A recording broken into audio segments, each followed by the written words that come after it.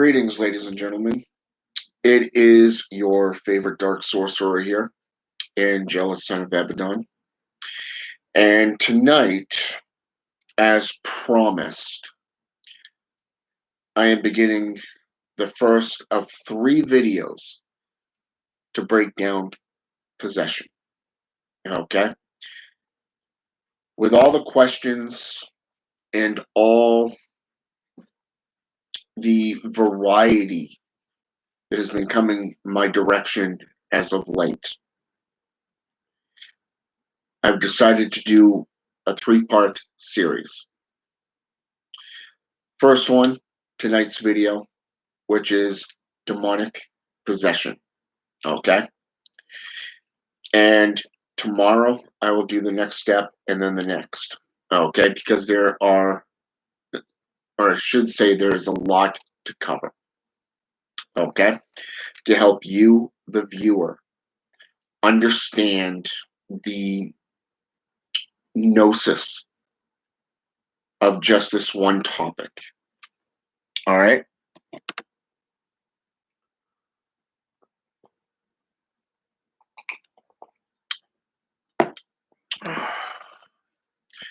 So tonight, we're going to talk about the biggest thing out there because it's everywhere you look, from the Archdiocese of the Catholic Church to that of the JCI institutions to Hollywood propaganda and to the fears of modern society. And that topic is demonic possession. So tonight, this video is based solely off demonic possession. Okay? Now, what is demonic possession? Demonic possession is where an entity inhabits your body. Okay? There are 4 stages. Some say that there are 5 initial degrees of takeover. But it comes down to your interpretation and your intention when it comes to this. Okay? Because on one side, you're coming at it from a completely satanic or spiritual viewpoint, okay, of the left-hand path. I'm talking a demonologist. I'm talking Satanism. I'm talking necromancy, shamanism, okay, or even that of more mixed religious perspectives of, say, voodoo, hoodooism, okay, where the Loa inhabits a willing participant. You see, this is the around the 4th or the 5th stage. Okay, the 3rd, 4th, and 5th stages, I should say. And before I get into this, why don't we break it down and classify each level? Okay, the first level that you really want to understand, okay, is the invitation. Okay, the invitation is where you open yourself up and you invite this entity into you, or an entity into you. Okay, a lot of individuals, if you're from the JCI, the Christian or the Judo Christian institutions, or that of, say, the Catholic faith in religion, believe that you have to do things from, say, a Ouija board, a tarot card deck, runes, or perhaps even being around a witch, a warlock, a sorcerer, any kind of practitioner of the arts opens you up to that of the devil. Okay, that is based off their fears, their propaganda, their religion. Okay, it's how they're taught to believe, so that you are brainwashed into believing that their way is the only way. Okay. Now, if we do it from, say, a more occultist perspective, like I said, voodoo, hoodooism, Satanism, witchcraft, demonolatry, um, shamanism, necromancy, stuff like that. Okay, practices such as these, you actually align yourself with demons, with the fallen angelics. Okay, you are literally opening yourself up to their current, to their energies. Okay, and through the invitation process, you basically have invited them into your world just by thinking about them, just by praying to them. Okay, if you do a ritual, okay, such as an invocation or an evocation, you call on these entities through any number of divination tools, okay, techniques. You are in fact opening yourself up to their currents, to their gnosis, and what they have to offer you. And that is the difference between the right hand path of the JCI and Catholicism compared to that of the left hand path and of the names of the religions and philosophies that I named off earlier. Okay? Two different systems, two different styles. One does it freely and willingly, whereas the other fears of that possession because anything that is not of them is of the devil. Okay? Keep that in mind. Now, once you get to the invitation process, the next level, the number two level, is called the manifestation level. Okay. Now, this level is the next step up where they start to incorporate themselves into your world. This is where you start hearing their thoughts. You get persuaded to do things. Okay. And if we talk about this from the right hand path perspective, a lot of times, according to their belief, that it's about criminal activity, it's about harming yourself or others. Okay. It's that ill intent. Okay. When in reality, those who have actually worked with demons, those who work with the jinn or angelics, okay, these these types, the left-hand path, freely listen to them. We learn from them. They guide us into the areas that will benefit us throughout our lives, from our ability to grow within self-evolution through, say, for an example, ridding ourselves of those who are more psychic vampires, chaotic individuals that is only hell bent on destroying you. Okay? These beings will not only guide you, they will teach you. Okay? They will literally and figuratively manifest results in your life, even by working in the background. Okay? In this mannerism, I can tell you that through ritual, I've heard a voice say, bleed on the altar. Okay. This was back when I was a neophyte, an acolyte, okay, a new adept, okay, within the arts. And when you hear that voice for that first time and the way they manifest within your world, okay, it's best to go by faith. There's a reason for it. Blood sorcery is one of those practices that really will open up your world and expand on it. And when a spirit asks you to do something like that, it's not opening up a vein or animal sacrifice or human sacrifice. No. It's just a little bit of blood from, like, say, back of your arm, your ring finger, like right in here, maybe even the palm of your hand. okay, depending on what you're comfortable with doing, okay? And what this is it really sets that connection to that spirit. Why? Because of this.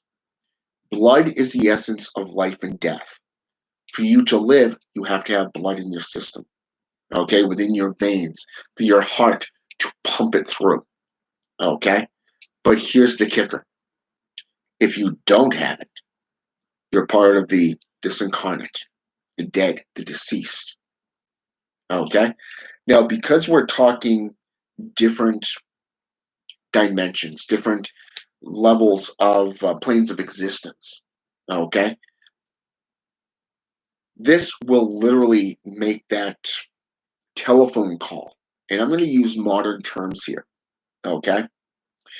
It will literally make that telephone call better, stronger, so that you can have that much needed benefit, that connection to be able to work with these beings on a one on one situation, okay? Now, these beings have so many different ways that they can introduce things to you. And through the manifestation process, the incorporation of their personality to yours, they can share with you a lot of things. And like I said, they can work behind the scenes. I had this happen last year while working with the Mazajira Cabal system, which I still work with today in the form of necromancy. I went to Zazazel, the buried king, and I even opened up the floor, the altar room, the inner sanctum, to that of the servitors and the denizens of Caracas. Okay. And I told them what I was seeking to do, what my personal plan was, okay, and what I needed to have done. Without even realizing it, within an entire month, just 1 month, these beings not only guided me in the areas of taking 3 shifts for closing, okay, where I work, okay, but here's the kicker. While they were guiding me here, they were doing something completely different over here. I can't tell you how many people just suddenly put in their 2 weeks. How many people literally just walked out on the job or got terminated between the time I did this ritual to this time here that I ended up having this done. Okay? These beings, they guide you. And a lot of time it's through a little chatter. Here, you hear their voices, you hear them stirring around in your head, your background, perhaps right behind your ear. They will do this. So don't be surprised if you go down the left-hand path and all of a sudden a spirit, be it a demon, a fallen angel, a Loa, an Ugan, okay, or even a jinn, okay, decides to work with you and say, hey, I need you to do this, okay, because they will do that. And that is one way that they manifest within your life. Now, like I said, there's also other ways that they can manifest within your life through pyromancy, through hydromancy, chiromancy, okay? Even geomancy, the 7 forbidden practices. There's so many different ways that they can do this, okay? So don't be surprised if they choose one of them to commune with you, okay? A lot of times today, there are skeptics. There are people that don't believe in demonic possession, that these spirits are nothing more than masks, something to be feared like a old wives' tale, ancient folklore, okay, a myth. But trust me, they're not, okay?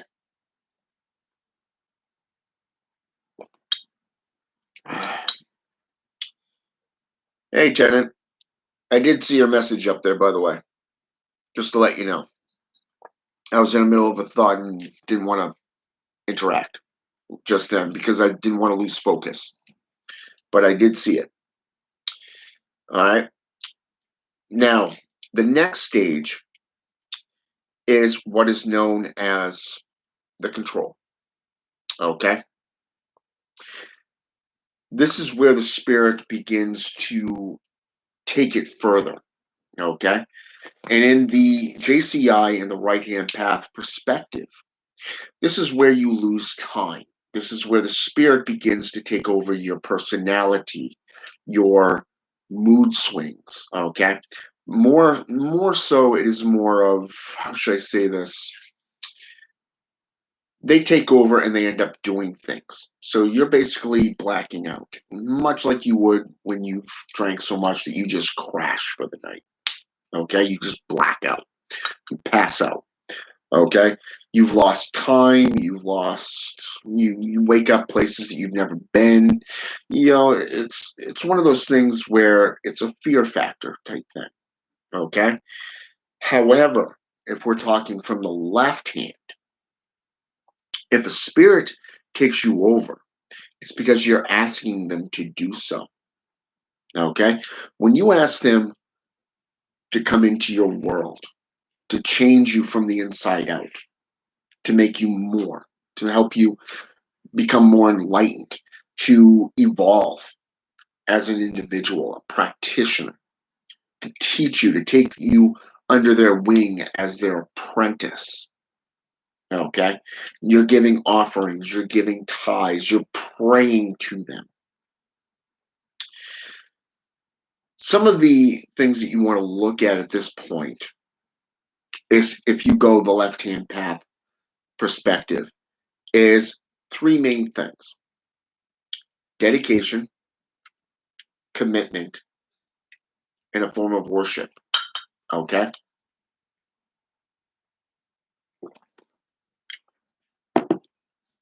Now, what do I mean by these? Well, number one, commitment, or I should say dedication, is where you dedicate yourself to a specific type of sorcery, be it Satanism, voodoo, Palo Mayombe, Kimbiza, Brujeria, Santa Morte, witchcraft, paganism, shamanism, necromancy, whatever the path is that speaks to you personally, where you're going to be getting into spiritualism. Okay. You may not get into spiritualism right off the bat. It could be more of just opening those floodgates so that you're able and willing to eventually get into spiritualism. It's like taking, how should I say this? Well, let's say, for an example, I got a couple books here.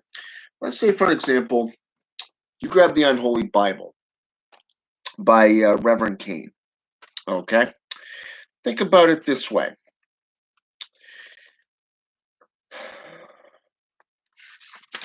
Think about it this way. Okay? You you take the step of becoming initiated. You initiate yourself to that current. You align yourself with the energies of that current, the spirits of that current. Okay? And you begin to worship, you begin to do rituals, and you erect your altar, and you get into all these types of things. You start learning the craft, the tools, the different settings. Okay? And the more you get comfortable with it, the more you expand your horizons.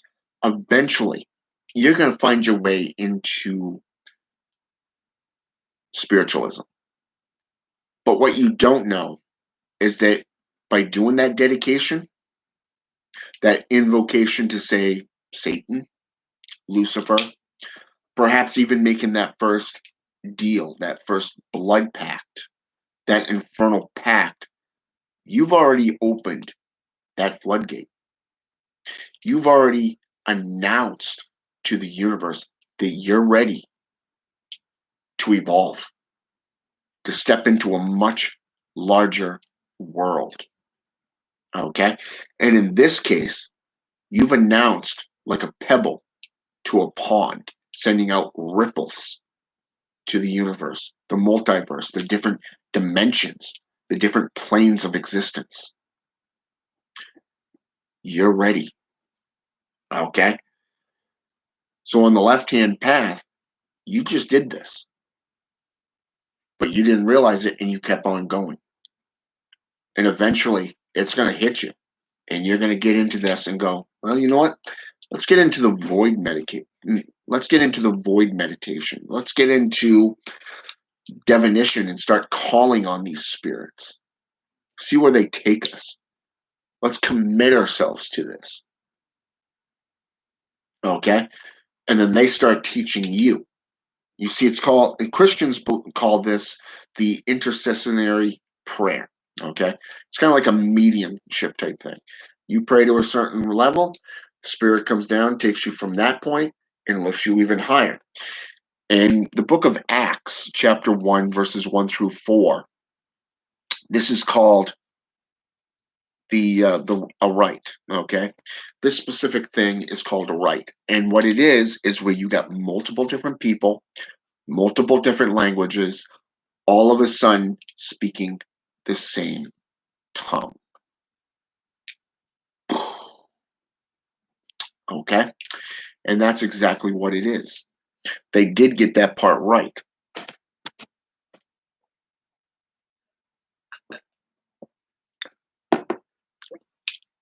And what happens at this point is once you've made that connection and you've made contact with that spirit, guess what? This is where they begin to work in your life. This is where they move in the background. This is where they commune with you personally. Now, you may not think anything's changing, but guess what it is? You're maturing.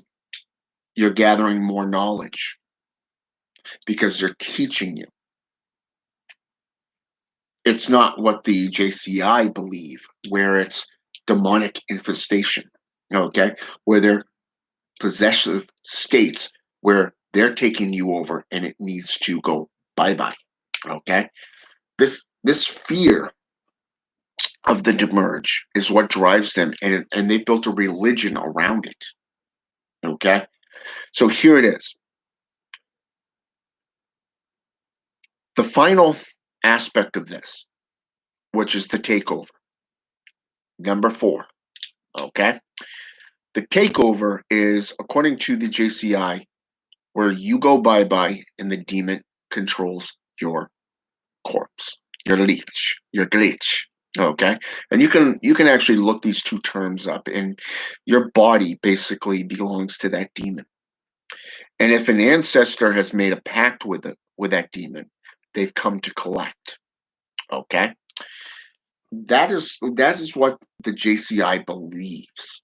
Okay, that their fear of witchcraft, things that actually works. They fear it so much that they made a religion about it, and that anything not of their God is of the devil. So here it is. Go to 2 Corinthians chapter 4, verse 4, King James Version. In mine, I have the teacher's reference, teacher's reference book, and it's the King James. And it says that Satan is the God of this world. It's the only place in the entire Bible that God is actually named Satan. Wow, right? Spiritualism has been around a long time. Long before the JCI, long before the Zoroastrianism, going back hundreds, if not thousands of years. Okay? It's nothing new. People just assume witchcraft has been around since the Dark Ages, which is around the late Dark Ages, around the 10th, 11th century, when grimoires started popping up all over the place. Some even claim to go all the way back to the 2nd century. But guess what? Witches, warlocks, spiritualism, possession, and just about every culture has gone back long before that through idol worship, such as statues. You take the cross with their savior. That's statue. Okay? That's idol worship. All right? You take an altar with Baphomet. You look at how the Knights of Templar rose to threaten the Vatican because they worshipped Baphomet, the lord of money, monetary gain. He's the guardian of the underworld. And ironically, he's seen today in the form of the devil. Now, even though you get into all of this, you can go all the way back to Rome, 550 BC, and you see where the last Roman emperor not only rejuvenated the church, but guess what? Gave them full authority to ban things. You go into Africa, animal possession of humans, lycanthropy, going through all the way up from Egyptian, all the way up into European traditions. Look at the communions of spiritualisms between sorcerers and the gods. Even the Bible itself says that King Saul went to the Witch of Endor. But yet, in vice versa, in the New Testament, we also see where Nicodemus went to their Savior.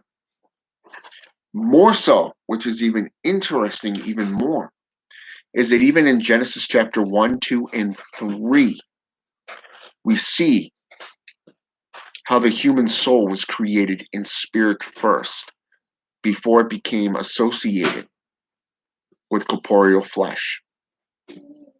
And then to remove a bone from the rib cage to create the opposite sex. Now, if they've already been created in spirit and then in corporeal form, why would you make another? Think about that. Not mentioning chapter 4, kind of just is ridiculous.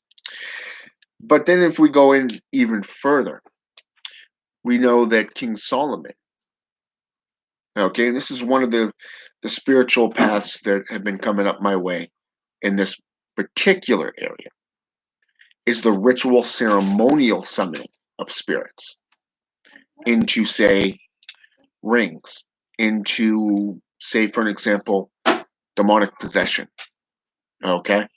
Bringing them forth into devil traps, much like you would see in the TV show Supernatural.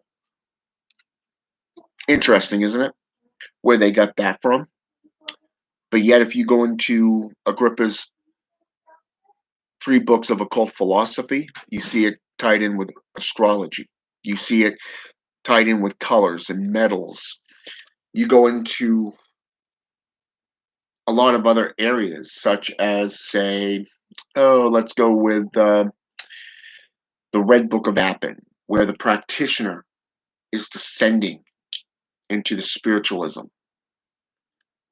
of communion with the devil in the form of another wizard. You see how practitioners have literally locked themselves away from weeks, days, months, years to master the occult so that they can commune with spirits. The best one out of all of them, the Munich manuscripts. The Munich manuscripts. The Talmud. The Book of Tobit. Grimoire of Ramiel. Okay? Or even Go as far back as the Grand Grim War, and you're going to see where these spirits are called forth and deals are made. You're taken into this spiritual world. But here's the kicker.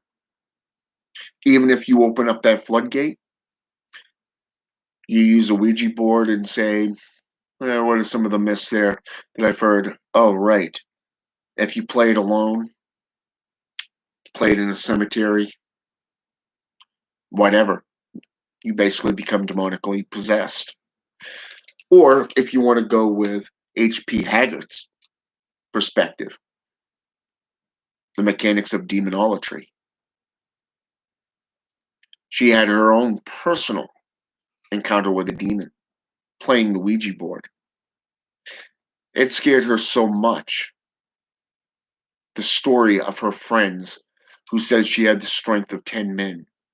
Her eyes glowed red, blood red, and she went from the living room to the front porch.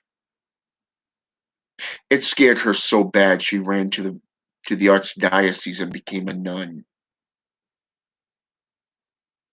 Books have been written about demonic possession, either through conjuration or evocation, invocation,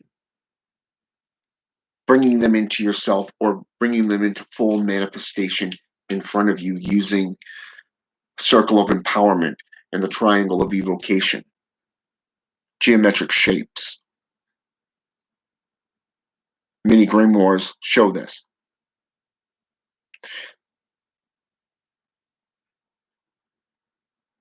The interesting aspect to this, though,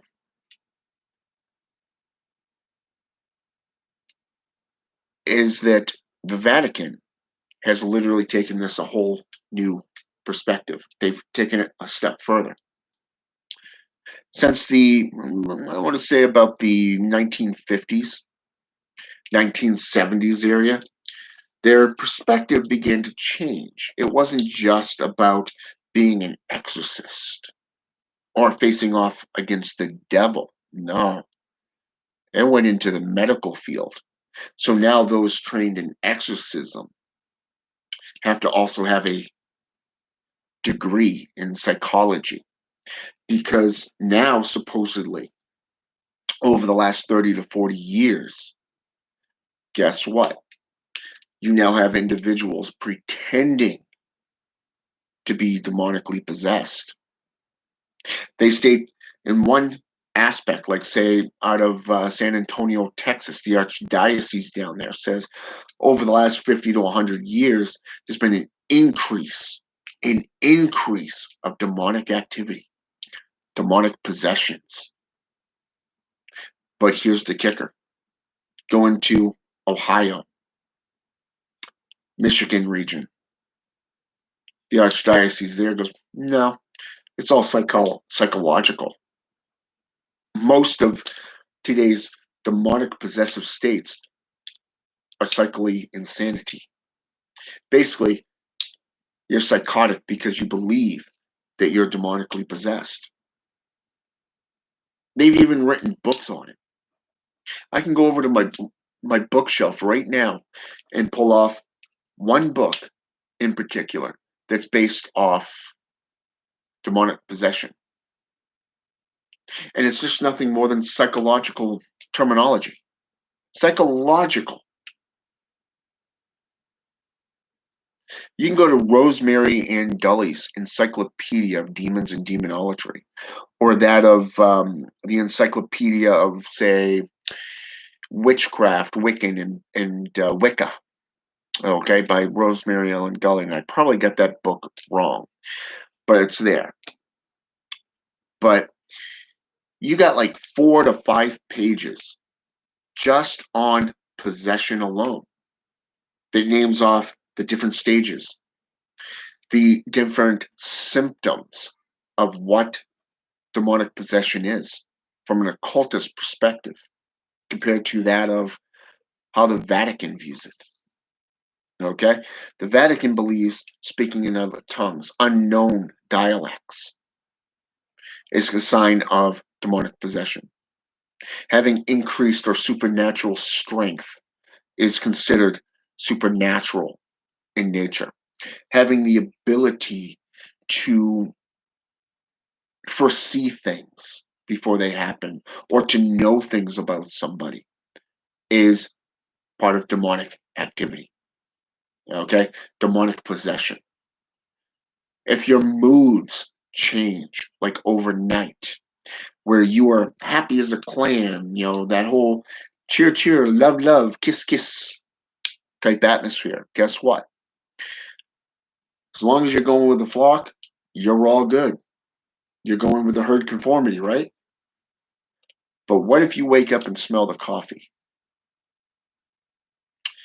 and you realize that all those lies that they're spewing is nothing more than horse shit, and you call them out on it? Guess what? You're of the devil and you're demonically possessed. They'll shun you. Okay?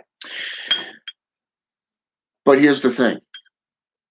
Even though you have two views, and those views have never changed from the right-hand path to the left-hand path, it has always been these four classifications of what demonic activity looks like, especially that of demonic possession.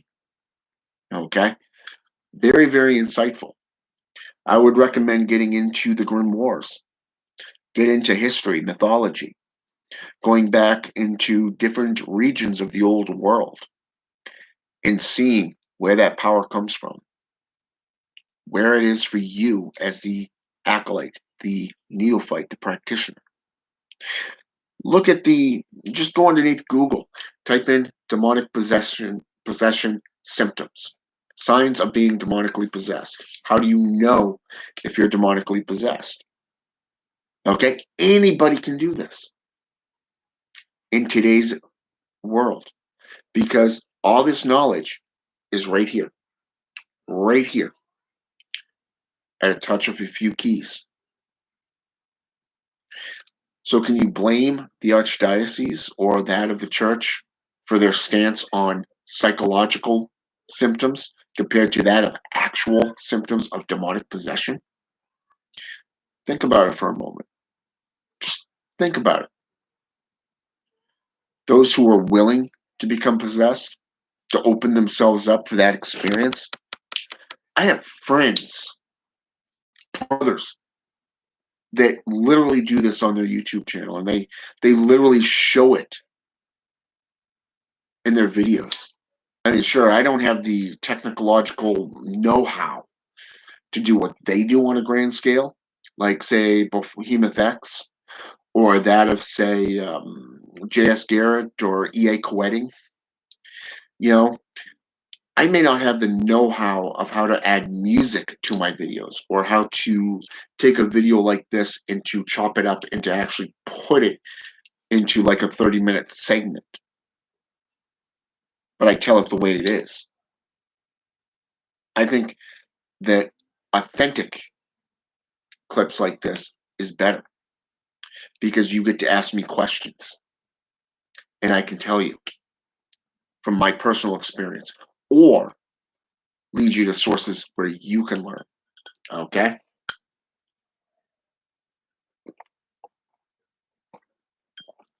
But when it comes down to what this is,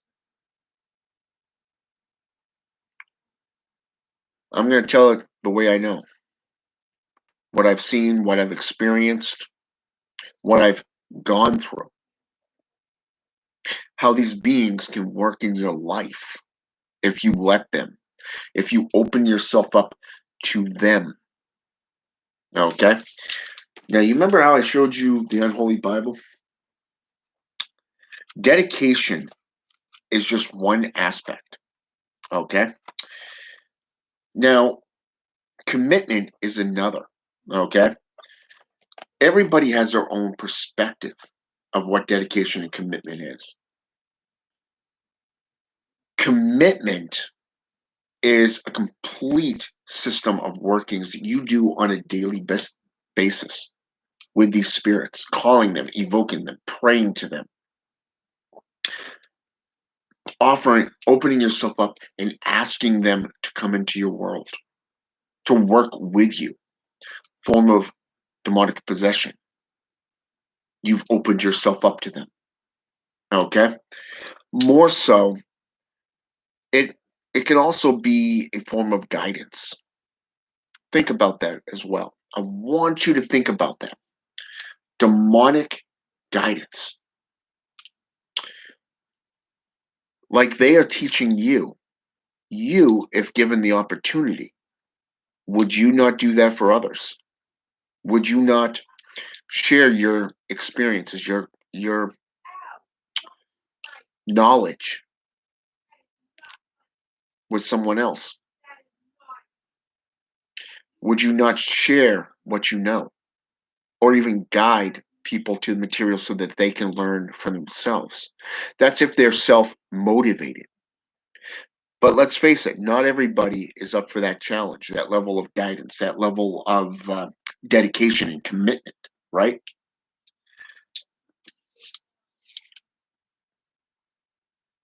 But look at it this way, the amount of commitment that you show these spirits, these demonic, not every pantheon is the same though. You have Luciferian, you have theistic, atheistic, agnostic, Lucifer, you have traditional, you have demonolatry. Just like there's a difference between African voodoo, Haitian voodoo, and that of, say, New Orleans. Different systems, different methods. But guess what? The techniques are there and they're the same. But it's a matter of learning them, the mechanics of demonolatry. You have dedication, commitment, and guidance. This is something that you have to choose for yourself on which side of the line that you want to be on. Do you want to work with these beings and learn to grow? Or do you want to be on the other side in fear, live in fear of this? Personally, I choose to work with them. I choose to share my knowledge in this area, what I've gone through, how I've gone through it. I can tell you that I've lived on the streets in two different cities. I remember down in Tucson, I was in the middle of the street about 1 o'clock in the morning, and I just lost it. Started cursing God, and I started cursing, you know, the gods. I didn't give a damn who, but it was Satan who came to me. Big bright light, bright white light, and he came to me, just like Lucifer did so many years ago, 3 decades, over 3 decades ago, when I was 5 years old. He came to me, didn't say anything, just appeared. But imagine my mother's surprise when I asked her who Lucifer was. Never watched, I never watched TV, never read books. Nobody's ever spoken about him. And here I am going to her and asking. The first church I went to was a Baptist church. Didn't last long. Made it through one Sunday school. Just one. They asked me not to come back because I asked too many questions. It wasn't until years later, when I began my journey, that I found out why they did that. They call it discernment of spirit. Discernment of spirit. Can you imagine that? You see, if you align yourself with Lucifer, you can't be of God. If you align, the Bible basically calls this serving two masters. You cannot serve God and mammon. You can't serve one because you'll love the other and hate the one, or you'll hate the one and love the other. You see, it's a back and forth hypocrisy. It took me many years to realize that's actually true.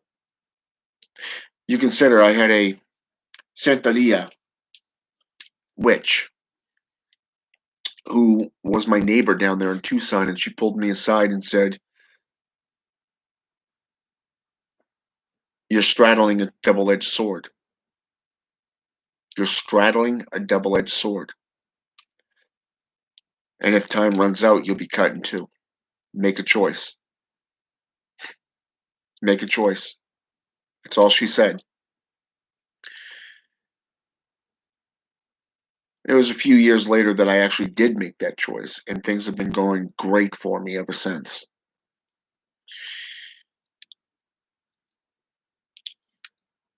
Not mentioning all the things that should have ended me or gotten me stranded that, let's just say, I had an unholy guardian watching out for me. That's all I gotta say, especially with the crap cars that I've had over the years, from Tucson to Texas to here to where I currently reside. Yeah, even Indiana and a few others. Yeah, there's a lot that someone's been watching out for me. That's all I know, and I'm grateful. Spirits, demonic possessions come. It has its perks, but it also has its downsides. You're isolated. You don't really commune much with people. You become the hermit, the hierophant, the magician. But hey, at least you're not living a lie. That's the way I see it. So remember that: dedication, commitment, and guidance. Three main things. And the best way was right here by Reverend Kane. Ironically, the best definition of demonic activity or demonic um, status, the best way it was explained was right there in that book. You can go through the ONA, the Order of the Nine Angles. You can go into diehard Satanism. You can go into spiritualism on a diehard, perspective. You can go through every religion possible and learn them. But until you learn the hard way, you don't begin your journey. You don't take the easy road. That's just a coward's way, in my view. But spiritualism, true spiritualism, in communion with these entities, is out of respect. It's out of complete 100% respect. I have never had to threaten one of these demons with a rod of power. I have never had to curse them into damnation for not working with me. I have had to sit there and separate ties with one being for a while because I felt like they weren't living up to their end of the deal. And I went through Lucifer Raphael, the ancient scribe, the impact maker, and even clearly stated that fact. And I went on to another being and started working with that being. And next thing I know, I ended up right back with the being that I separated from, and they started doing their thing. Think of it as a parent to a child. They're the parent, we're the child. But every so often, the child surpasses the parent. What's that one that, what's his name? There, Superman Returns says, the father becomes the son, and the son becomes the father. My strength will become your strength, and such. Same exact thing. It's that spirit to spirit contact. You know yourself through the discernment of spirits. And demons, best beings out there to work with. They're honest, they're upfront, they're known as guardians. And when you align yourself with the forces of darkness, they protect you just as much as you protect them. You learn from them, they teach you. And just like your apprentices will teach you, you will teach them, they will eventually be loyal to you, and they will spread your knowledge to others and what you've taught them. And that's where dedication and guidance comes into play. If you have the opportunity to talk about your experiences with spirits, do so. Don't be ashamed and don't let fear of what others think to stop you from doing so. I can't tell you how many times I've had people say, you shouldn't do that. Don't do this. It's like, what are we living in the world again? We're not of the world. We serve the demonic. Why would we fear what mankind thinks? In fact, if the other side fears so much, why would we fear them? Truth is, we wouldn't. Because I've had Christians look at me and tell me point blank to my face they have never met anyone like me. I know my legal rights. I know my craft. And a lot of this is done through those spirits that I work with because they have guided me, they have taught me, and they have protected me.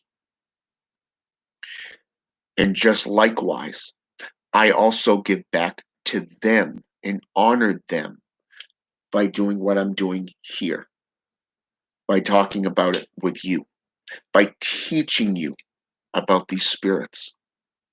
It doesn't matter if you're working with a particular pantheon. Say, let's go with the 6 and 7 books of Moses. Let's go with the 7 crown princes of the air.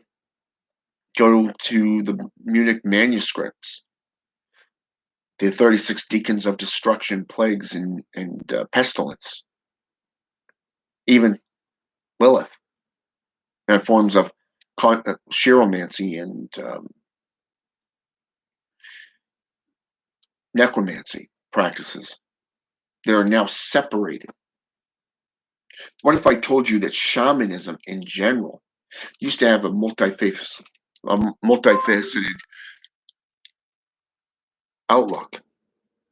They were counselors. They were spiritualists. They were healers, priests, priestesses even. And yet they served with one foot in the grave, working with the spiritual realm, and the other foot, in reality. Same thing with necromancers, Satanists, demonolators, voodoo practitioners. You look at the Bokor, the warlock,